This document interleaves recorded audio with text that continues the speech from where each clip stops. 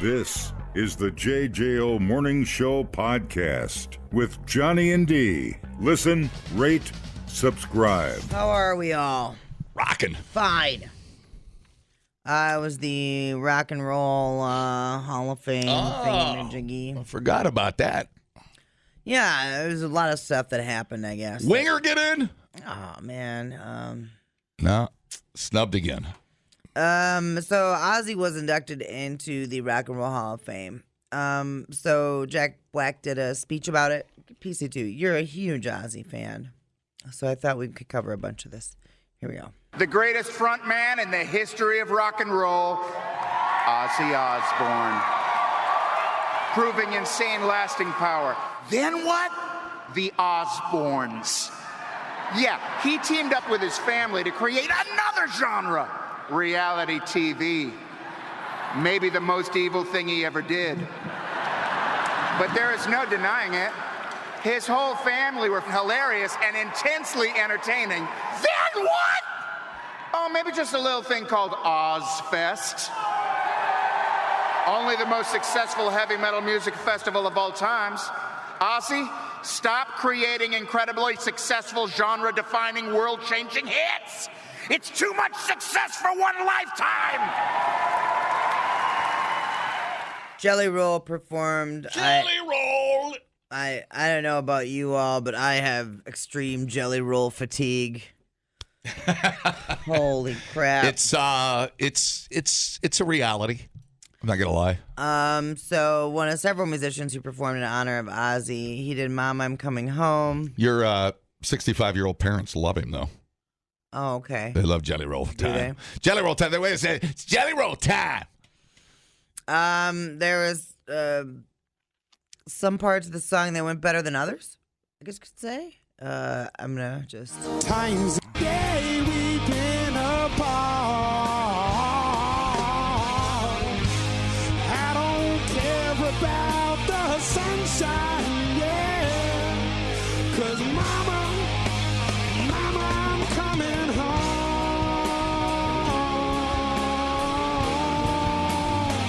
I'm coming home. That's so painful. Yeah, he just can't find the key, can he?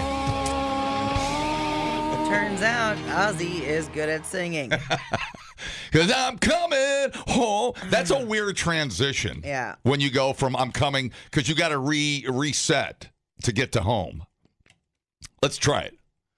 Because I'm coming home. Yeah, it's a weird note to hold. You know? You gotta go up to it, right? Ozzy can sing, dude. Ozzy can sing. No question about it. Billy Idol also Oof. was singing for Ozzy. Uh-oh. The light in the window is a crack in the sky. Yeah, looked at his voice, too. Stairway to darkness in the blink of an eye. It doesn't even sound like Billy Idol. Sounds very Tears to love you'll never stressed. Yeah. It sounds like he's wheezing. Yeah. And in the dark we'll bring another attack. Not bad. Oh, yeah. I never wanted it to end this way. I love my darling. Those are hard songs to sing. Right. I mean, note-wise, they're all over the place, up and down. Or it seems. What did we all learn? Yeah, it sounds like it. Not everybody can sing Ozzy. All right. Stop calling yourself a rock star. You're not a rock star. You work in an office making bloody copies. Stop calling yourself a rock star. Of all the recipients of this year's Rock and Roll Hall of Fame honors, did they have the Rock and Roll Hall of Fame induction ceremony in the month of Rocktober? They do. Good. Okay. Calm down. Just checking. I forgot what month it was. I was doing it for me more than I know you were. I know exactly who you were doing it for. Ozzy was the only one sitting down. He had this elaborate bat throne. His speech was pretty brief. Here's part of it. Well, here we are. You know what? I can't believe I'm here myself, man. I'd like to thank whoever voted me into the Rock and Roll Hall of Fame for my solo work. A great thank you. Thank you from the bottom of my heart. I really, thank you. And more so, my fans have been so loyal to me over the years. I cannot thank them enough. It doesn't even sound like Ozzy. I know. It was, listen, they're all lizard people now. Lizard from the planet. Sharon Osbourne made them all lizard people, and now we all have to pay. Try to sing. It really does put in perspective what a great singer Ozzy was. Yeah.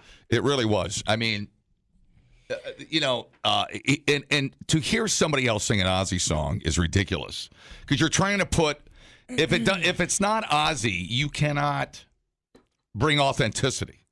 It's just stop trying to do it. No one can sing like Ozzy do. The light in the window. You almost have to use an accent even just to try to make it right. Right. The light in the window is a cry in the sky. Oh my God. Shut up.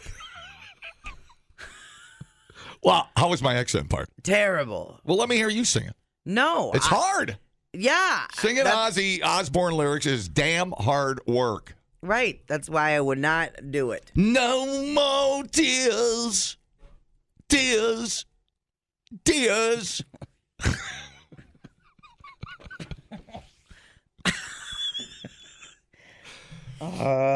There's a reason I don't own a musical instrument. They took it away from me. So now that it's over, can't we just say goodbye? What accent is it? I don't even know what accent that is. It's like Cockney or wherever he's from. I don't know where he's from. What part of England is he from? That's I don't know. That is. What is Ozzy? Ask Google. What is Ozzy? I don't even know what part is he like. Hampshire, Berkshire. I don't know what the F he is. I don't really know. It's just a hand in the bush. Bush. That was That wasn't better. even him though. Oh, it wasn't. No. I don't know who does that part. But you nailed that part. I'd like to move on and make the most of the night. Holy. I need some of that Camphofonique to get rid of this. Maybe a kiss before I leave you this way. It's like Saturday karaoke where you got clips of my show or what? Your lips are so cold. Hello? Tell that jelly roll to shut up! You just called me a jelly roll? I am not a blueberry, sir. People are focused on the jelly roll right now. Well, why do you think? Where are you? Let's say burnout factor 1 to 10, 10 being the sun. Where are you at with jelly roll? 10.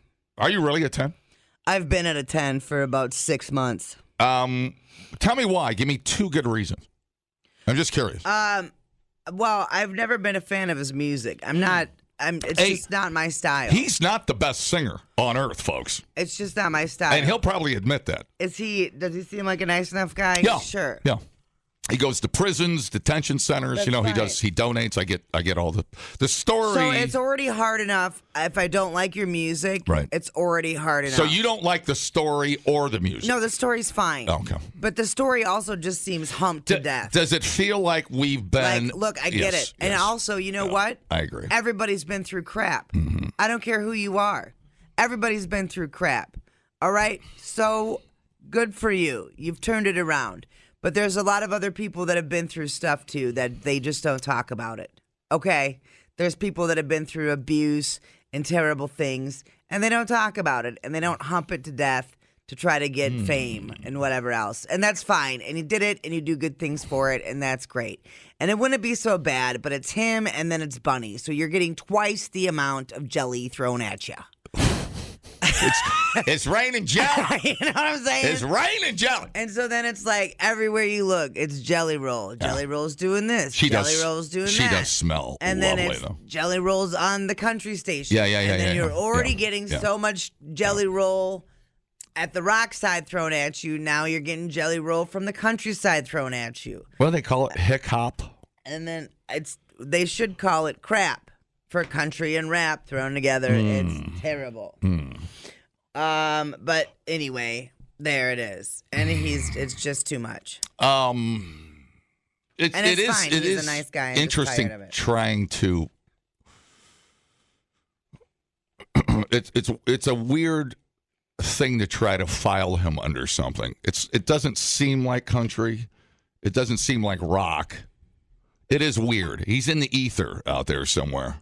The Jelly Roll universe. He's in the ether out there. I don't know, dude. The Hulu thing. Did you watch the documentary on Hulu? No. It was actually pretty good.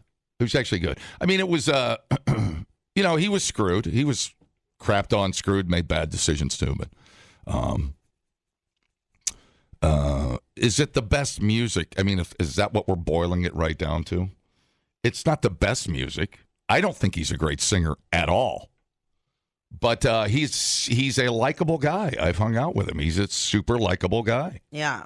And a lot of kids look up to him. And he's doing it. He's putting it back. He's building studios and prisons and I don't think he's self-claiming to be Robert Plant. Yeah. I think he is what he is, and he's comfortable with it. I mean, we made him, right? He's not a. Wait a minute. He's not a robot. I can't even eat a Jelly Roll anymore. Is he an industry plant? Is there a chip in his brain? I don't know. And then I don't know. And I don't look, if you like him, that's great. I'm glad you like him. Yeah. And he seems like a nice enough fella, and that's fine. I don't think I think it's hard to decide what he is to people musically. You know, like the redneck country, redneck hip hop. What it's a strange place. Yeah. It's a strange label to put on it. Easy to listen to. Well, y'all can have him. Take him. Yeah. Seriously, take him.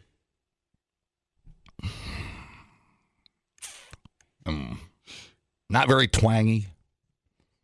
I don't know. I don't know. I would just rather rock more. Mm-hmm. That's it. Not right a there. secret. Yeah, That's right there. not a secret. Mm-hmm. I'm tired. I like stuff that rocks harder. Period. End of story. You're getting a whole lot thrown at you from different genres, it seems like, because he's all over the place. I think that's part of the problem, and I think anybody gets like that. You know, who was I just talking to? You know what he said? He goes, you know who I just realized I'm sick of and never want to see or hear again? Is Snoop Dogg. Someone else just texted that in. Jerry just texted that in.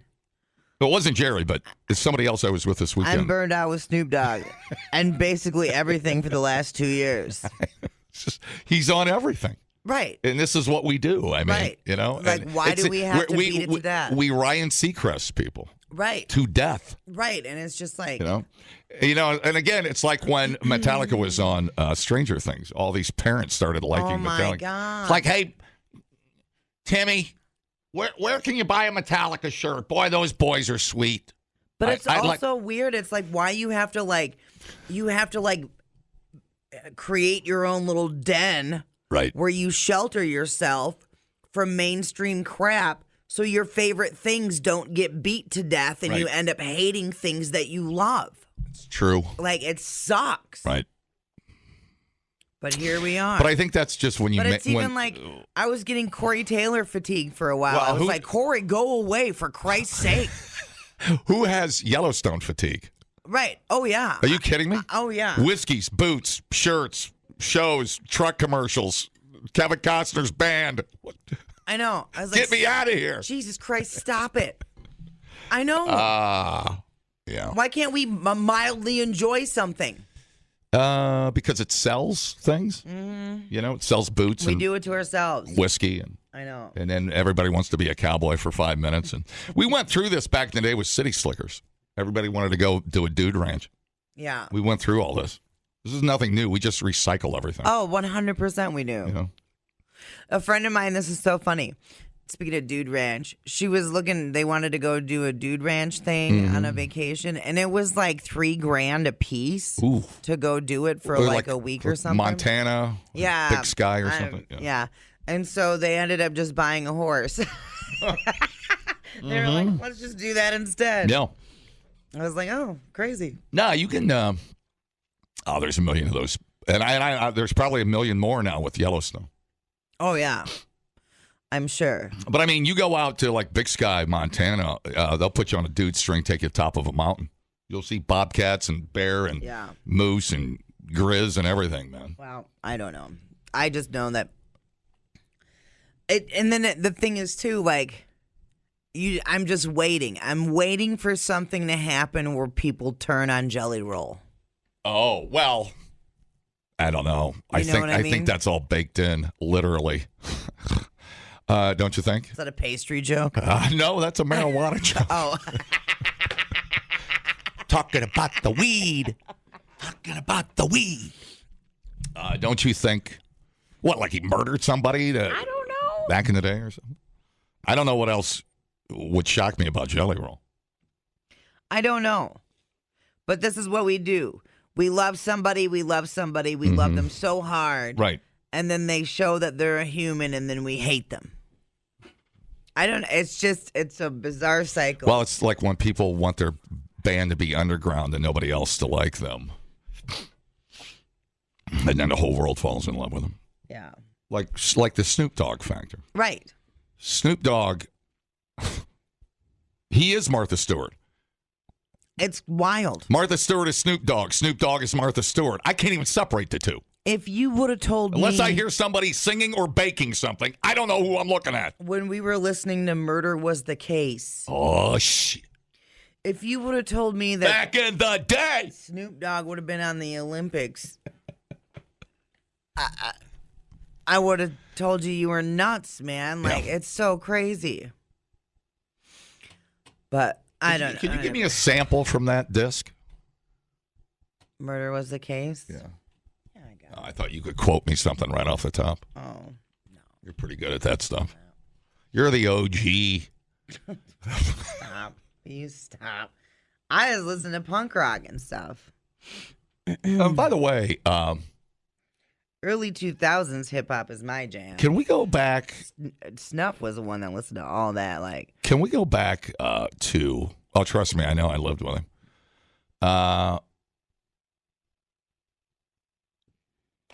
What were you? Oh, we were talking about Jack Black calling Ozzy the greatest front man ever. I'm going to disagree with that respectfully. Yeah, I would disagree with that. Where you murdered Jack Black. As I look up at the sky, my mind starts tripping, a tear drops my eye. My body temperature falls. I'm shaking and they breaking, trying to save the dough. Pumping on my chest and I'm screaming. I stop breathing. Damn, I should have knew when he went in old school. He sold out. He was going to be on the Olympics. I knew it. I called it when I saw him in old school. First lyric. No, who would you say is a better lead than Ozzy Osbourne? I would say, number one, you ain't going to like it, I'd say Michael Jackson. If I had my list of top 3 lead singers, would Ozzy be one? Maybe. But I'd put Freddie, Elvis, and probably Michael Jackson. I mean, just on pure notoriety and fame and longevity. I wouldn't you do that? I mean, I know Ozzy's got the... Is Ozzy the best frontman? I don't think so. Not at all. No, that's a weird thing. You put... It doesn't mean he's not great in 8 Million Ways. Oh, God, no. No. But is he the greatest frontman? He's top 10. He's not the greatest. Right. I mean, no matter how hard you try. I mean, Elvis, really? I mean, I didn't even put Richard Marx in there. Dude, what? I threw you a bone on that one. Oh, man. Good old Richard. That's what I need to jam when I get out of here today. Get rid of all this negativity. But Ozzy, I will tell you, though, it's just as far as a voice, lyrics, look, attitude, longevity, there he said that, and respect. Yeah, Ozzy right there at the top. Right there at the top. And he's still alive. So that counts. Yeah, you're not even thinking about you haven't mentioned Ronnie James Dio. Oh my God. That's tough. I don't know. You just go with the standard Freddie and move on. Freddie for life, bro. Freddie for life, bro. Dumbing down your smartphone. One podcast at a time. Listen, rate, and subscribe to the JJO Morning Show podcast. Workman's Relief for whatever the job throws at you, like THC products derived from legal hemp. These are legit delicious. Free shipping with products over $75. Order yours at workmansrelief.com for whatever the job throws at you. Get up with Johnny and D. JJO. So kiss me and smile for me. Tell me that you'll wait for me. Hold me like you've never let me go.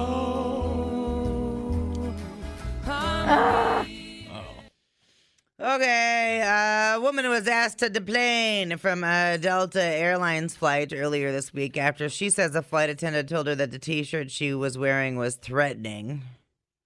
According to reports from local San Francisco outlets, U.S. Marine Corps veteran Catherine Banks was boarding a flight at San Francisco International Airport on Wednesday, October 16th, when a flight attendant approached her and asked her to get off the effing plane. A male flight attendant was saying, ma'am. I looked around and I was like, who is he talking to? I don't want to sit back there, Grandpa. And it was me. He said, you need to get off the plane. And I was like, what did I do? After getting off the plane, Banks said the flight attendant told her that her shirt, which read, do not give into the war within, end veteran suicide, Wow. was threatening. I said, are you kidding me? I am a Marine Corps vet, and I'm going to see my Marine sister. I've been in the Marine Corps for 22 years, and I worked for the Air Force for 15 years. I'm going to visit her. Read the room, dude. Right? I don't care about your service, and I don't care about her service. The only way you're getting back on that plane is if you take it off right now, he said. She said that she had to face away from the flight attendant as she changed into another sweatshirt because she wasn't wearing a bra. Oh, yeah. Frickin'. That's now you have my attention. Oh, yeah. How big were they? Stop it. Well, that employee is probably in a lot of trouble. So anyway, flight attendants, Banks claimed, also told her to sit in the back of the plane, even though she had paid for extra leg room. Why not just put something over it instead of taking it off? I don't know. I'm confused about The that. flight was delayed, and she missed a connecting flight later in the day. Wow. Now, the shirt she has is made by an organization that helps provide mental health treatment to U.S. veterans. It's renovated veterans' homes and done a whole lot more. I just feel like they took my soul away. I'm not a bad person, and that T-shirt, I should be allowed to support myself and the veterans, she said. Yeah, I'd say. Probably something else to it. I feel like we're missing something. Yeah, we're missing key evidence. According to Delta's contract of carriage for U.S. flights, the airline has sole discretion to determine whether or not passengers should be removed from a flight for the passenger's comfort or safety, for the comfort or safety of other passengers or Delta employees, or for the prevention of damage to property of Delta or its passengers or employees. Certain conditions that allow flight attendants to remove passengers from a plane include disorderly, abusive, or violent conduct, or when the passenger's conduct, attire, hygiene, or odor creates an unreasonable risk or offense or annoyance to other passengers. Maybe she had a stank to her. Stank. Delta spokesperson told people in a statement, the matter with the customer has been resolved. We appreciate her patience as we continue to work to understand what occurred during this event. Most importantly, we are thankful for her service to our country. Yeah, there's something we're not hearing. She probably got on board with that emotional support cow, and we're not Enough about your mom. We're not getting that part of the story. Could you take your donkey to the back of the plane, man? Okay, Grandpa. Oh, no. Why was she asked to be to the back of the plane if she already paid for more leg room? This flight is very strict. This is my husband, Julio Iglesias. Jesus Christ. And Delta does the honor flights, don't they? Aren't they the I don't know. the preferred flying choice of the honor flight? I'm doing an honor flight. Oh, really? Yeah, not this coming Saturday, but next Saturday. I can't do it. I'll just cry all day. Yeah, stop being such a pussy. Would you not call me that when I have coffee in my mouth? You know how I get. Very fragile. Yeah. I do feel like we are missing something, don't you? Yeah. I mean, that's a lot of verbiage on a shirt, too. I mean, you'd have to really read a lot to be offended. You'd have to sit there and go, okay, I don't like I mean, who looks that long at somebody's shirt? Well, she had big taters, though, so that probably had something to do with it. And where is Delta? They've not spoken? Yeah, I just read you what they said. Oh, I wasn't really listening. Good. What did they say? They said, hold on, that they're working to... Oh, okay, so the pat answer, the corporate no answer. The matter with the customer has been resolved. We appreciate her patience as we continue to work to understand what occurred during this event. Most importantly, we are thankful for her service to our country. Mm-hmm. So the pat answer. So it's like cops with a power trip. I mean, you get them with flight attendants. You get them everywhere. You just got the wrong one.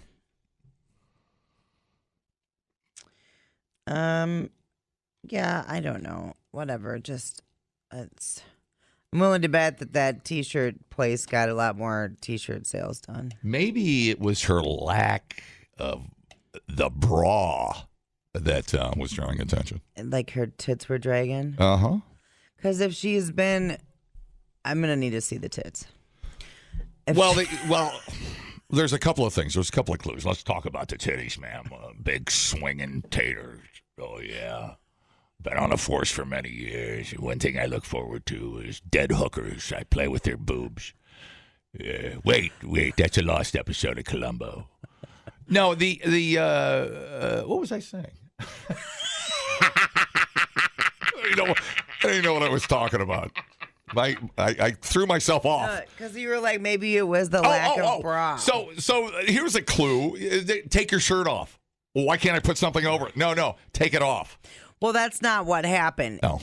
He said that you're not going to get back on with that shirt on. Okay. I'm sure she could have put a hoodie over it and it would have been fine. Well, that is bad corporate behavior. She said the message was, or the flight attendant said the message on the shirt was threatening. Now, the Delta verbiage for how they can ask someone to get someone off the plane is for the other passengers' comfort or safety. Oh. Now, if her taters are swinging around everywhere. Oh, yeah. I don't know. You know, you think if say there's one triggered flight attendant on an airplane, don't you think they should have like a meeting, like when you're watching an NFL game and somebody throws a flag, a ref throws a flag, and they all run together, all the zebras come together and they verify and they it. kiss. They make out, oil each other down, and they pick their flag up, pat each other on the ass, and go about their business. Don't you think the airline attendants should go, okay, what do you guys think of that shirt? Let's look at it one more time. Check out the boobs. Yeah. And then they all go, I'm not offended. I'm offended. Well, you're outranked. So it's like 4 out of 3. 3 out of 4 say they're not offended. Right. That's a weird one. Mm-hmm. That is a weird power trip to be on when you're just trying to get somewhere. Especially for a T-shirt that's trying to end veteran suicide. Well, it seems a little weird. Right. That's someone that's not even taking time to listen. I mean. So the alternative is we all fly naked on an airplane, on plastic seat. But I would sue Delta over that. I think I would take my chances and roll a dice on that. I'm sure she can get a pro bono lawyer. Replay today the JJO Morning Show podcast. Workman's relief for whatever the job throws at you, like THC products derived from legal hemp. These are legit delicious. Free shipping with products over $75. Order yours at workmansrelief.com for whatever the job throws at you. Get up with Johnny and D. JJO. Hi, welcome everybody. Now, no secret that our healthcare industry here in this country is a little, it's a little, and aside of the organs of a Kentucky donor who had been declared dead were all ready to be harvested. But then doctors made a startling discovery. Homeboy was still alive. He was moving around, kind of thrashing.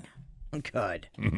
Natasha Miller, an organ preservationist in the operating room, said during the alarming October 2021 incident, when we went over there, you could see he had tears coming down. He was visibly crying. Miller, who works at the Kentucky Organ Donators Affiliates, told NPR that 2 doctors refused to perform the organ retrieval after realizing the donor had wrongly been declared dead. Their procuring surgeon was like, I'm out. I don't want to have anything to do with this. It was very chaotic. Everyone was just very upset. I would imagine so. The patient was 36-year-old Anthony Thomas T.J. Hoover II, who had been admitted to Baptist Health Hospital in Richmond, Kentucky earlier that day after a drug overdose. That's what his sister Donna said. Oh, Donna. Okay, I was like... Don't leave me hanging. Don't leave it hang. Well, this is going to do great things for the whole organ donation idea and concept. Donna recalled a flicker of concern when her brother was being taken from the intensive care unit. You think he's thrashing? To an operating room. Yeah. She recalled seeing him open his eyes, which then began darting around the room. Wow. It was like it was his way of letting us know, hey guys, I'm still here. You sure this wasn't in a haunted house? I'm sure. And Donna was all like, whatever. She let him go back there anyway. Way to go, Donna. In the operating room, Miller recalled the case coordinator phoning her supervisor at KODA for help once they saw signs of life. The supervisor insisted the case coordinator needed to find another doctor to do it. As in, like, yeah, I get that he might still be alive, but you need to find another doctor to get them organs out. Ultimately, the organ retrieval was canceled. Thank God. Hoover now lives with Donna, his legal guardian.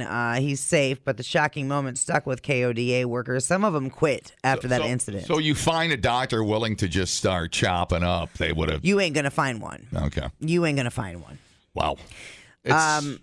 Because of that oath that they take. Oh, the hypocritical oath. Something like that. I always forget about that one. Something like that. I've dedicated my entire life to organ donation and transplant. And it's very scary to me how these things are allowed to happen, and there's not more in place to protect donors. That's what another one of the organ preservationists said. Yeah. Although she wasn't in that operating room, she told the outlet she'd reviewed the case file because there was a chance she could have been assigned to work the procedure. Well, sounds like attempted murder. Earlier that day, the donor had undergone cardiac, the catheter had been put in or whatever, which is used to evaluate the heart's health before or after a transplant. The donor had woken up during his procedure that morning, and he was thrashing around on the table. But then doctor sedated the patient and continued to plan to recover his organs. It's rigor mortis setting in. He'll be done thrashing around. That's Oh, my God. like the last grasp of the brain trying to shut down. Wow, dude. That is nightmare material right there. That's the next line. That's everybody's Oh, really? worst nightmare, right? Being alive during surgery, knowing that someone's going to cut you open and take your body parts out. Mm-hmm. She was so horrified that she wrote a letter to Congress detailing the incident. Congress is busy, though. They're too busy writing attack ads on each other right now, so they got no time for this. Good. The House Energy and Commerce Committee's Oversight and Investigations Subcommittee held a hearing on September 11th about the oversight of organ transplants. The committee alluded to Hoover's case, and a witness shared that Hoover, while in the operating room, had reportedly mouthed the words, "Help me." Several of us that were employees needed to go to therapy. It took its toll on a lot of people. I'm sure, because then you're sitting there wondering, how many other people have we taken organs out of that were alive, you know, or whatever, or knew what was happening. It's like you hear about these in like Thailand or, you know, faraway places. Yeah. And remember in the old days, didn't they used to, they would bury somebody, but there'd be like a string attached to a bell or something if they were. Yeah, that was back in the old days, because they would bury people that were declared dead. Right. But they didn't really have the best means of declaring people dead. So, yeah, you would have a little bell. Yeah. So you could ring it if you woke up and you were in your coffin. And then they'd come. Well, how many times did that happen that somebody said, hey, you know what? Maybe, well, who's going to hear the bell? I mean, you know, who's there to hear the bell? That's why they had the people that stayed at the cemetery. So bizarre. Baptist Health Richmond Hospital sent a statement out saying the safety of our patients is always our highest priorities. We work closely with our patients and their families to ensure our patients' wishes for organ donation are followed. Meanwhile, CODA maintains that the allegations that have come to light from this case are not accurate. No one at CODA had ever been pressured to collect organs from any living patient. We did not recover organs from living patients. CODA had never pressured its team members to do so. I don't know that I believe that. Is the whole organ donation industry profitable? What do you think? Has to be. It's got to be. I mean, somebody's got to pay for those people in there, no matter what the procedure is, right? Now, our healthcare system is not supposed to be profitable, but I'm pretty sure if you look around, you can see with your own goddamn eyeballs that it is profitable. Damn my eyeballs. Mm-hmm. Yeah. While we cannot discuss specific case details, we are concerned by the way that this case has been misrepresented. We regularly review our internal practices and remain committed to fulfilling our mission of saving lives through donation while respecting and caring for donors and their families, as well as prioritizing patient safety. Is it possible one got through the cracks? I suppose. Oh, right, and you said the fact that the dude was mouthing "help me," that's a little concerning. Well, I've sat in this room and done the same thing when Randy was in here, and he didn't help me. That's that day you were really gassy. Do you remember? Come on, that was fun. Classic projection. Classic projection. It's true. I'm the gassy one. I queef over here. Oh, good. You're the one tooting. Good. Tell it you're a priest. I'm not your doctor. That didn't. You're so confused. That didn't make sense either. Who? So you mentioned he OD'd, right? Yeah. So they didn't care. They're an organ factory. They don't care. They saw a chance. Yes, they had a way. And you know what? It could have been somebody they knew that needed a kidney or whatever the hell they were cutting out of him. I don't know. What were they cutting? What were they going to cut out? Yeah, I think they were taking everything. Wow. It was a fire sale. Take the eyeballs. They're still moving. That means they're good. Mm-hmm. So the organization, no kidding, added that the organ procurement organizations are not involved in patient care and do not declare death.